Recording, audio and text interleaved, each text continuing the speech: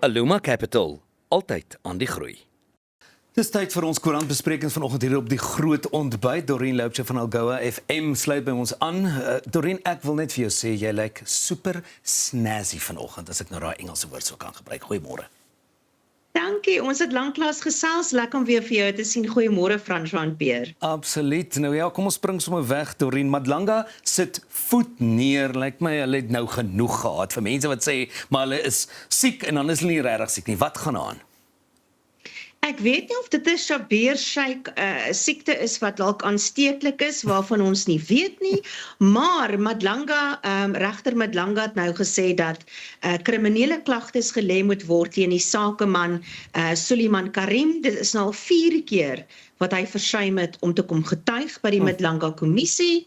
Hy het gesê hy is siek en die kommissie het ook nou al 'n mediese tipe van 'n brief van die dokter onder oë gehad. En toe sê die kommissie hy moet gaan vir 'n onafhanklike ondersoek by 'n onafhanklike distriksgeneesheer. En lyk my dit word nou ook nie gedoen nie, want die kommissie het gehoor dat die sakeman wat veronderstel is om in die hospitaal te wees, verlaat die fasiliteit soms tot en met 8 ure 'n dag.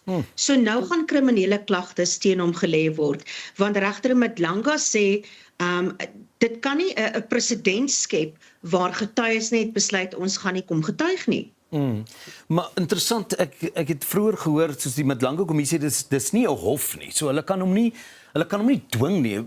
Is dit reg, Dorien, om daar te wees nie?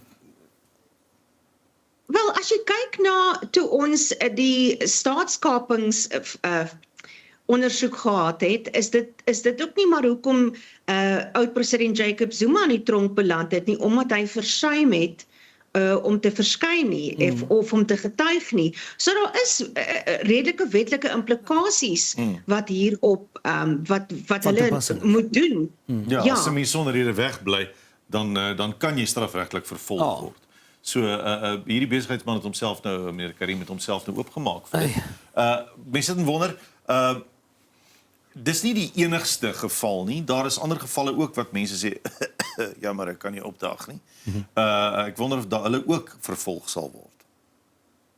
Wel, julle sal onthou so 'n paar maande terug miskien het hierdie hele Madlanga en doktersbriewe het onder die soeklig gekom en dit het 'n hele nuwe debat ontketen oor dokters en die konfidensialiteit en of dokters sommer net siekbriewe uitgee wanneer jy nie regtig siek is nie en al dies meer, maar ons sal maar moet sien wat moet gebeur, maar soos ons nou gesien het dat sakeman Suleiman Karim, hy kan tronkstraf in die gesig staar as hy nie hierdie tamaletjie nou dringend aanspreek nie. Ek sien sy dokter het so 'n bietjie half prokureur ook gespeel toe hy sê maar daar's pasiëntvertroulikheid, mediese vertroulikheid en niemand mag nou sê wat eintlik fout is nie. En dit maak dit ook moeilik vir die Madlanga kommissie om te bepaal wat sy verskoning werklik waar is. So dis interessant om te sien nou dat die strafregtelike stappe geneem is wat gaan gebeur. Maar ons moet praat oor 'n Durbanse sakeman wat al genoem is in die Madlanga kommissie, maar bande het met 'n oud polisieminister. Ja, dit is reg. Ons mag nie nou sy naam noem nie, omdat hy aangekla word van seksuele aanklagtes. Inteendeel, meer as 20 aanklagtes. Hy is tans in aanhouding en hy word ook daarvan aangekla van mensenhandel, dat hy vroue gewerf het vir prostitusie, kubermisdaad, crimen injuria, en een van sy medebeskuldigdes is dan nou ook verlede week in hegtenis geneem, die 48-jarige Rangasambi Naidu, en hulle gaan nou volgende week saam in die hof verskyn om verborg aansoek te doen. Nou hierdie hele storie dateer terug na 2022, toe vroue van Eldorado Park gelok is na Durban, onder die indruk dat hulle gaan werk doen, hulle gaan simkaarte verkoop. En toe word hulle nou na bewering as seksslawe gebruik en moes ook sekere dinge op die internet doen. En dus is daar 'n klag teen hierdie sakeman wat nie genoem mag word nie vir oortreding van die wet op film en die publikasieraad. Nou, hierdie man het sterk bande met hooggeplaastes, insluitende 'n voormalige polisieminister wat nie genoem word nie, want hierdie saak van hierdie 4 dames van Eldorado Park Hierdie man is reeds in 2022 ondervra, maar nooit in hegtenis geneem nie. Maar Kan jy glo? so is dit omdat daar bande met die oud polisieminister was vermoedelik? Ek sal nie daarop kan kommentaar lewer nie, maar ek dink die kyker moet vir homself besluit, is dit so of is dit nie so nie, maar ek moet ook wonder of hierdie Mdlanga kommissie en die groot vergrootglas wat oor die polisie is, daartoe lei dat daar meer arrestasies nou is, omdat die polisie nie kan bekostig om nog verder 'n stap mis te sit nie. Ons sal nie weet nie, ons sal sien volgende week of hierdie twee beskuldigdes enigstens borg sal kry. Hey. Wel, ons bly by polisieman wat tuister wil vonnis appeleer. Dis 'n interessante storie hierdie, Dorien. Ek verstaan net nie waar kom hulle probleme met die Portugese mense in. Ja, dit is 'n oud polisieman en sy vrou van Welkom in die Vrystaat. Hulle het vir 5 jaar lank 'n fete gehad met 'n Portugese familie, inteendeel 2 broers, en hulle het graffiti gespuit teen mure, teen damwalle, teen brûe, teen asblikke. Dit het toe verder aangegaan met SMS-boodskappe, oproepe. Dit het vir 5 jaar aangegaan, is hierdie Portugese familie getuister. Inteendeel, die oud polisieman en sy vrou is skuldig bevind aan meer as 1000 klagtes. En die oud polisieman is toe nou skuldig bevind en sy vrou 5 jaar tronkstraf vir hom en 36 maande se korrektiewe toesig vir sy vrou. Nou, vir 5 jaar het hulle dit gedoen. Die hofsaak het 6 jaar geduur. En nou gaan die twee terugwees in die hof vandag. Hulle het aansoek gedoen om verlof tot appel teen hulle skuldigbevinding en hulle vonnis, en ons sal hoor vandag of hulle suksesvol gaan wees. Dit gaan my verstand te bowe dat dit 6 jaar vat om tot by hierdie punt te kom en nou is daar weer aansoek op verlof tot appel. Dit is die wiele van die gereg draai maar stadig. Baie vreemd. Ons moet 'n bietjie praat oor 'n skoenboks vol geld. Ja, hier's 'n lekker wiskunde vraagie. Hoeveel pakke R200 note pas in 'n skoenboks en hoeveel skoenbokse het jy nodig om 1,1 miljoen rand in te pak? Nou dis waar ek gewonder het met hierdie storie. 'n 42-jarige man en 2 medebeskuldigdes is verlede week in hegtenis geneem toe 1,1 miljoen rand kontant in sy Ford Rapture gevind is, weggesteek in skoenbokse. En toe hy nou nie kon sê waar die geld vandaan kom nie, is hy in hegtenis geneem. En toe bied hy na bewering vir die polisie omkoopgeld aan van R200,000. So ek weet nie hoeveel skoenbokse dit was nie, maar dit het toe nou gelei na 'n lokval waarin nog 2 mense in hegtenis geneem is. En die polisie het ook beslag gelê op 'n gelisensieerde vuurwapen en nog 'n voertuig wat hierby betrokke is. Wel, ons moet nou maar nie vra wat so groot 'n skoen dra Dorien nie, want as haar skoen kleiner is as ons skoengrootte, dan gaan dit minder of meer boksies, nê? Meer boksies 'n geld. skoenboks is 'n standaard grootte, nê? So daar's 'n O, jy kan dit jy's reg. standaardiseer. Jy kan sê hoeveel skoenbokse gaan hierdie my kos. Jy weet as dit 'n standaard, dis soos 'n liter, soos 'n bottel koeldrank. Jy weet te veel. Jy sien, jy koop verseker meer skoene as ek, want ek het nie geweet die boks is groot. Kom ons gaan aan liewer na 'n baie goeie, wonderlike storie wat eers sleg begin het, maar daarom goed geëindig het. Hond in branders meegesleer, Dorien. Ja, dit was die naweek so lieflike weer gewees in die baai nadat ons soveel sneeu en koue gehad het. So baie mense was uit op die strand, insluitende die familie van Bean.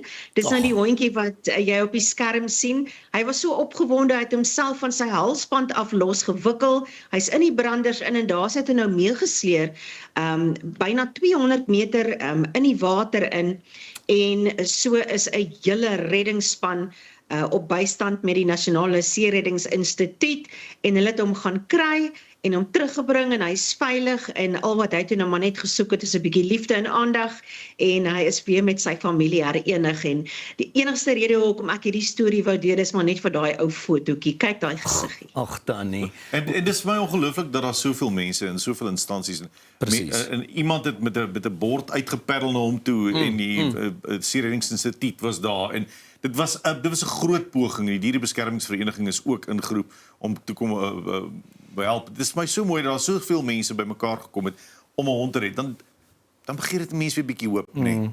Nee, verseker. En jy weet Pierre en François, die NSRI, ons weet hulle is so besig, veral tydens Desember vakansies, en om te dink dat hulle moet staat maak op donasies. Ja. Dit gaan my verstand te bowe dat hulle nie al lankal tipe van geïnkorporeer is met instansies soos die polisie, moet wie hulle in elk geval saamwerk nie. So die werk wat die NSRI doen is net absoluut fantasties. So of dit nou jou kinders, jou familie of jou troeteldiere is, ek wil net vir hulle sê baie dankie, dit word raak gesien. Kyk, hulle is 'n mandaat gegee om die werk te doen, maar hulle kry nie geld daarvoor nie. Hulle moet self hulle fondse genereer. So ek dink as mense 'n paar los sente het, en jy is iemand wat gereeld op oop water is met 'n boot of met 'n hoe ook al, dan kan 'n mens dalk maar 'n paar sente daai kant toe gooi. Jy weet, net vir goedheidsonthaalwe. So gepraat van goed gooi. Die DA het 'n opgestopte kameelperd in 'n pothole gegooi. Ja, ek weet nou nie wat om hieroor te sê nie, want ons sit met verskriklike slaggate hier in die baai, van dit ons my verskriklike reën gehad het. En ek weet hoe frustrerend dit is, maar die DA het nou besluit hulle wil 'n punt maak om te wys hoe diep hierdie slaggat is, en hulle het toe nou 'n opgestopte kameelperd, soos julle op die skerm kan sien, binne in hierdie slaggat geplaas om nou te wys, kyk hoe diep is die ding, maar kyk, dit het toe nou mense op hol gehad, want hulle het gedink dit is regtig 'n kameelperd wat hier geval het en in die moeilikheid was, en almal het hierop gereageer, en die grappie het half op dowe oor geval, nie almal het gedink is baie snaaks nie. Ek soort van sien die punt wat die DA wou gemaak het, maar ek dink nie hulle het baie ver gedink nie. Daar's 'n foto van die DA se uitvoerende kandidaat vir uitvoerende hoof burgemeester van Mogale City, wat sit met 'n visstok by die gat waar die kameelperd vir hom in die oë kyk.